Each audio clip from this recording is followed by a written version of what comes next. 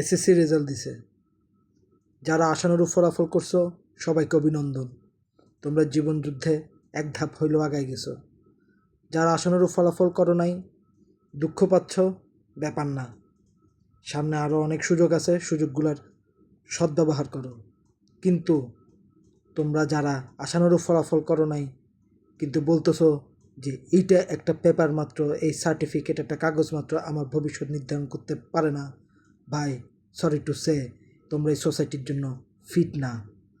তোমরা এই সোসাইটিতে থাকো, এই সোসাইটিতেই বিলং করো, এই সোসাইটিকে খারাপ, এই সোসাইটিকে হ্যান, এই সোসাইটিকে ত্যান বইলা তোমরা সারভাইভ করতে পারবা না।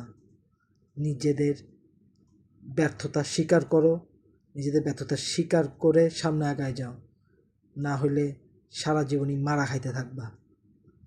সত্য অত্যন্ত নির্মম, কিন্তু সত্য সত্যই।